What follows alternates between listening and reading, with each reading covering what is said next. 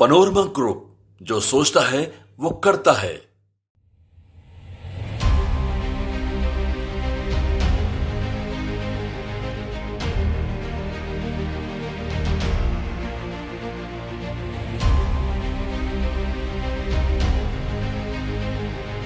नमस्कार, news for nation देख रहे हैं आप और मैं हूं अदिति आपके साथ। बिहार विधानसभा चुनाव जो है वो बेहद नजदीक है, जिसको लेकर राजनीतिक सरगर्मी जो है वो बढ़ते ही जा रही है।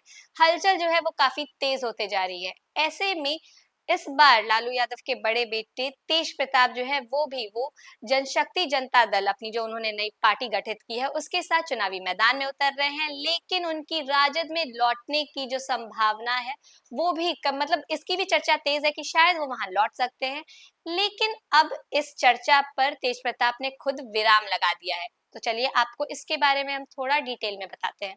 बिहार विधानसभा चुनाव 2025 को लेकर सियासी पारा लगातार चढ़ रहा है। एक तरफ चुनाव में एनडीए, महागठबंधन और प्रशांत किशोर की जन स्वराज पार्टी ताल ठोक रही है, तो दूसरी तरफ लालू यादव के बड़े बेटे और तेजस्वी यादव के बड़े भाई तेज प्रताप अपनी नई पार्टी जनशक्ति जनता दल को लेकर मैदान में उतरे हुए हैं। सियासी गलियारों में ऐसी हवा उड़ रही है कि अगर जनशक्ति जनता दल के कुछ उम्मीदवार चुनाव जीते तो तेज प्रताप राजद में वापसी कर सकते हैं। इस अटकलबाजी पर अब खुद तेज प्रताप यादव ने पूर्ण विराम लगा दिया। तेज प्रताप यादव ने मीडिया से बातचीत में ये साफ कहा है कि राजद में वापसी करने की बात जो है वो पूरी तरीके से झूठी और गलत है। उन्होंने कहा कि ऐसा कुछ नहीं होने वाला, मैं इनका खंडन करता हूं। जिसने भी ऐसा कहा है वो गलत है। इसके अलावा तेज प्रताप ने बिहार के लोगों को छठ पूजा की शुभकामनाएं भी दी और दूसरी ओर जनशक्ति जनता दल से जुड़ी एक और अहम खबर भी सामने आई है।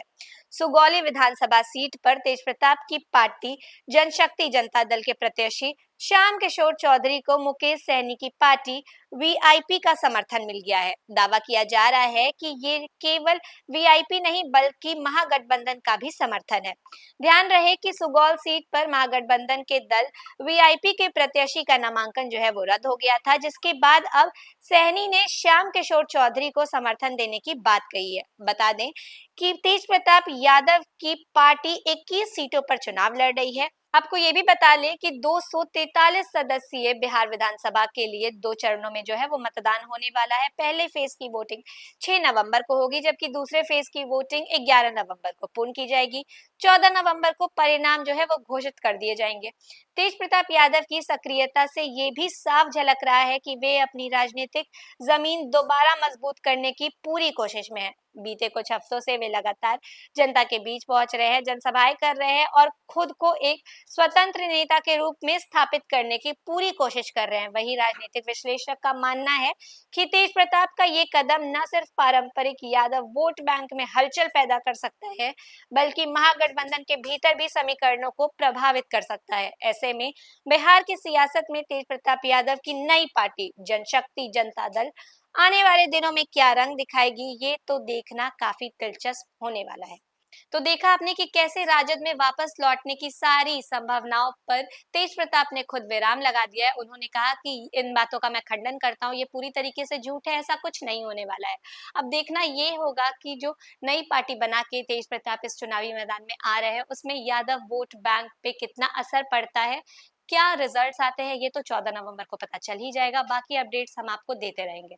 इस खबर में बस इतना ही। देश और दुनिया की तमाम अपडेट्स के लिए बने रहे न्यूज फॉर नेशन के साथ। धन्यवाद। सूरज की पहली किरण के साथ जाग उठा बिहार, हर मत बने नई उम्मीद, हर कदम जिम्मेदारी।